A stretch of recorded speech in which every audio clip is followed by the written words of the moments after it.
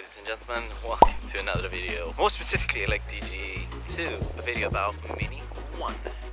I'm gonna split this video because it's one of the first car reviews that I'm doing. I'm gonna split this video in a few categories. First one will be design and features, second will be sound, third one will be how it drives, fourth one will be fuel consumption and acceleration. And then a small conclusion about what I think about this car. So as you can see, this is 2018 model. This in particular one is Mini 1, meaning that it's 1.5 3-cylinder engine, 102 horsepower. This is the key, sort of mini looking key. So let's jump in. So this particular model has start and stop button, as you can see here, which is really great because you can sort of keep this in your pocket. But the thing is, once you go out, you have to physically press the button. There is no button on the door, or when you're entering the car, you have to physically unlock it to jump in the car. Something that I do want to talk about is infotainment system and how funky it is with all these colors. I think it's great because as you go through the menu options, it changes the color, meaning that while you're driving on the road with your peripheral view, you can see the colors on the screen, and you don't have to necessarily know that you're in media. You can just go through the screen, and based on color, you can sort of, it's kind of smart. I think that's a smart decision to do it like that. And also you have these lights around the infotainment itself, which if we're in radio, you can see as I'm increasing the volume, this is also rising like that, which is pretty cool. Other than that, you're controlling everything on the screen from here. It's actually a mix of buttons, so a little bit here and a little bit there. This is also a cool feature. When you hover over these buttons, you're not even pressing them, you're just resting your finger on them. 1, 2, 3, 4, 5. It's pretty cool. It's pretty cool how they're doing that, and I haven't seen many manufacturers doing that. Look at this now. This is so cool. So as I'm revving the car, this is also revving. Look at that. It's like a rev counter. That is amazing. I mean, props to Mini for doing that. It's really cool. The steering wheel is very interesting because as you're adjusting the steering wheel, the speed dial and the rev counter is moving with the steering wheel, which is kind of cool. So on this one, we have the limiter option where you can set the limit. So currently it says 20. If I'm pressing just gently this button, it's gonna increase only by 1. But this button has 2 steps, so if I press it all the way, like that, it's gonna increase by 5 miles an hour, which is kinda handy, because obviously you don't want to click it a million times to get 1, 2, 3, 4, 5. You want to go 5, 10, 15, and at the same time, sometimes, let's say if the speed limit is 40, you want to set it to 43 because that's maximum that you can go without getting fined. So you're gonna set it to 43. That's cool. These are used to go obviously through your menu, through your, well, usually radio stations. Volume, I find volume, so you press it once and the volume increases for like 3 bars, and well, you can probably adjust that, but I don't like this custom adjustment, shall I say. I always need to tweak it here because that's a bit too much. While it's on, I have to do this again. I think that Mini in this particular one has really upped their game with all this sort of lighting in this car. This also turns red when it's pulsing when you lock the car and when you leave it all night, and it's really noticeable. So besides this light, which will give a sort of very weak light, if someone was, let's say, to think of breaking into your car, you're gonna see like pulsing red light, which just looks cool, and I think it's also for the safety purposes. This also illuminates stronger, or it's either bright. You can see I covered the sensor, I think, now, so it went really low light. But if I remove my hand, and it comes up bright, meaning that you will always see the fuel gauge, and it's just a small thing, but I think that it's really important to, well, see your fuel level for the beginning. Speaking of lighting, it's very weird that, let's say, we don't have any light here. So if you were to look at yourself, you wouldn't be able to put your makeup on or whatever you're doing because you don't have light there. Obviously you have light here, which is turned on like that, but Yeah, I mean, that's the only light that you have here. Also, it's worth noting, do you see that button there? You will never be able to see it in night, just saying. Just so you can see the front lights, rear lights, interior lights, and how everything is really like on this generation, because this one is a facelift to a previous one, and a previous one just doesn't seem quite, no, it wasn't quite there. This, I think, just done all the right things. Something that I would also like to mention is just the cabin space in general. Put this position in sort of normal, not for a really tall person, normal person, and you can see how much space you would have there.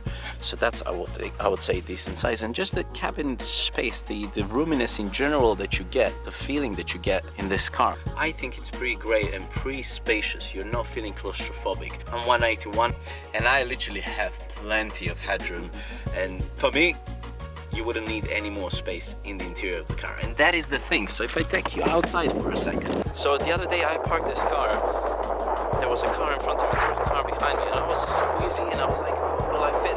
And then I got out and there was like 2 meters on the rear, 2 meters at the front, so it's really, really small. In comparison to the cabin size, I think this package works really well, where with overall dimensions. So I think a lot of space inside, consuming a little bit of space on the outside. I think that's the bingo option for the city car, which obviously partially is due to the fact that it's hatchback, and also that we have this windscreen which is, well, almost vertical. So they're really maximizing the cabin space, as I just said a million times. Alright, let's go back in.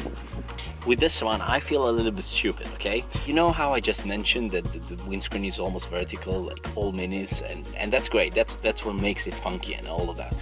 But on the motorway from Bristol to my work, which is Malmesbury, I tend to wash my screen up to 5 times. And in my BMW, that never happens. I never have to wash the screen that many times to keep it clean or to be able to just see. Because it's so vertical, aerodynamics is not that great. So everything is getting stuck on the windshield and it's not going anywhere. That is my theory. Don't hate on me if I'm wrong, but I can't find another reason. Alright, so I wanted to show you, oh my god, this is disgusting. Throttle, brake, clutch, and the footrest. Footrest, I think, is just in a great position. There's not a lot of space, but it's just in a great position to place your left foot and just rest. Interesting feature that I just found out is that if the car is running and you want to lock it, it's gonna be really loud. I know it's so windy and all, and yeah, it's a mess, but sound. You need to hear this, because Minis and Mini Coopers in general, whether they're S or not S, they tend to sound great for some reason. For some weird reason, they tend to sound great. So let me just play you to some music, yeah?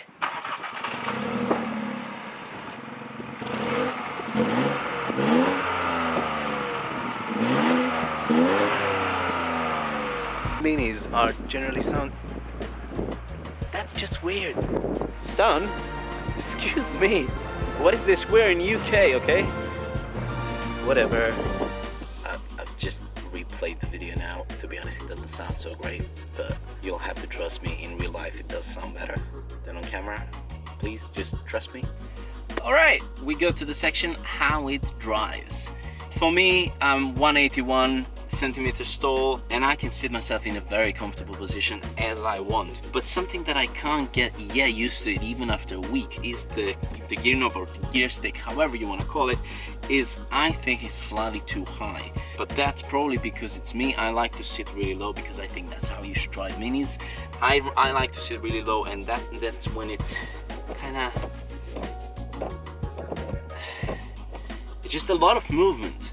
It's a lot of movement, and I don't tell BMW, but I grinded gears a few times and I'm still not getting used to it, which is kind of frustrating. When I grind gears, it's like I really annoys me and really embarrasses me if someone is with me in the car. Saying that, I just wanted to this is what really drives me crazy.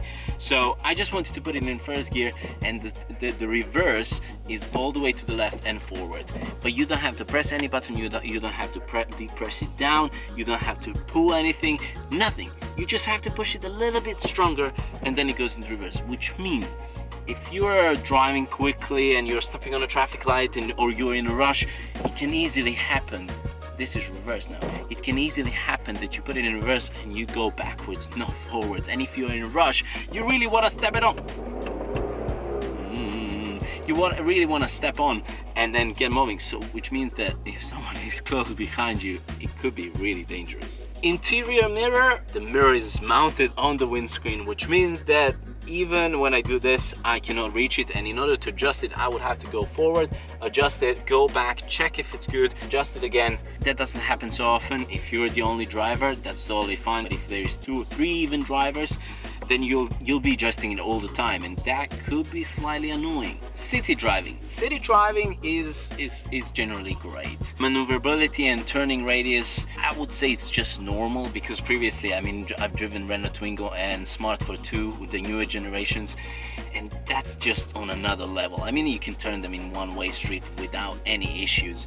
And this car, I would say it's just normal, because you still have the engine at the front, so they don't have enough space to turn, right? This car, I would say, is just normal. But what I wanted to say is the drive is quite easy, meaning that, you know, the engine, it's quite revvy, and you can easily get it going. Despite the fact that it's petrol, usually you would think petrol cars, you have to rev it a little bit more when you're starting off. In this car, I don't have that feeling. That's why initially I loved diesels, because you can just release the clutch and you're off you go.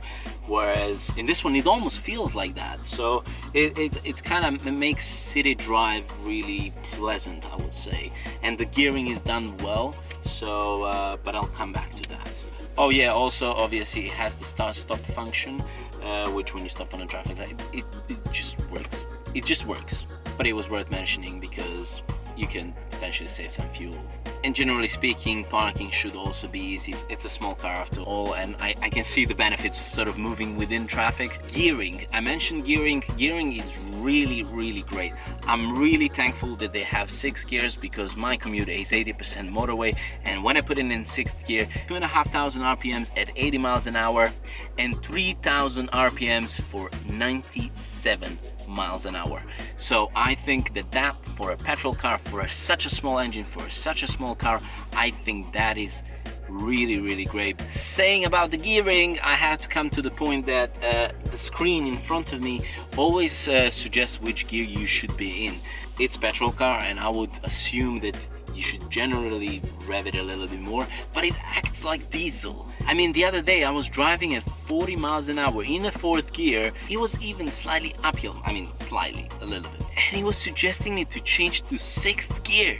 6th? This is petrol. That's insane, right? Road noise on the motorway is medium. It's not quite like my car, because my car is very aerodynamic, very heavy, and just rolls. This is a small car, it's not that aerodynamic, and you would expect that it has a lot of road noise, but actually not. Actually, surprisingly, it's quiet. Plus the radio or the music that you're playing will sort of increase with the volume a bit, and then that's gonna mask the road noise, and they've done that pretty well, I must say. It's not noticeable. It's not like some cars at 80 miles an hour, it would just, when you pass 80 miles an hour, it would just blah music. No, it's gradually increasing, which is just great. And the other day when I was cruising 80 miles an hour, the other day when I was speaking to my friend over the headphones, she was like, oh my god, what's that wind noise around you? So I never had that in my BMW, obviously completely different shape, but obviously we have the road surface which varies a lot, and I think that the insulation from the road is quite good. But wind insulation, well, wind noise couldn't be potentially reduced that much, I guess, because of the, again, shape of the car. Now, handling and steering. In my BMW, the steering is extremely heavy. So as soon as I jumped into this car, I was like, this is easy. Oh yeah, with 2 fingers. But that has its downfall. So when I was on the motorway, I felt that even at 80 miles an hour, 90 miles an hour, it was kind of still way too easy. So I felt a little bit unsafe. Especially because it's not Cooper S, it's not Cooper, so suspension is not really sporty, shall I say. So as soon as you would do a little bit of maneuvering at 80 miles an hour, it doesn't feel safe. It's kind of whoa. So you really don't want to do that. So please don't test it at home. I kind of got scared and I was like, okay, fine, Lucas, stop. Saying that, after a week of driving, I got used to it and I got really confident at the end, so I can you know, cruise at 80 miles an hour and hold it with one hand, which I think it was just the period of getting used to, so nothing wrong. So saying that, handling and how it drives, it's standard. Fuel consumption. It's really important to know fuel consumption, because everyone who buys this car, and I personally, and whenever I buy a car, it's important to know the fuel consumption. So my fuel consumption during this week of driving was 43 miles per gallon. Now my commute is usually 80% in terms of distance, is 80% motorway, 20% city drive. Bear in mind what I've just told you, I'm kind of sometimes racing with people, I'm kind of hammering it on the motorway. You really have to be hammering it to get it down close to 40. Now if you're a normal driver, not like me, then you're likely to get somewhere closer to 50. All right, we came to an end. Conclusion of this car, and would I buy one? Yes, I definitely would, but it would have to be Cupra S, because with all the reasons, handling, steering, just the looks, power, just it would have to be Cupra S. And yeah, it would be very dangerous, because I will probably end up in jail in like 2.5 minutes. I can see definitely why these cars are so popular, because why they are so attractive, because of the looks, because of the design, what you get, the package, everything what we just spoken about.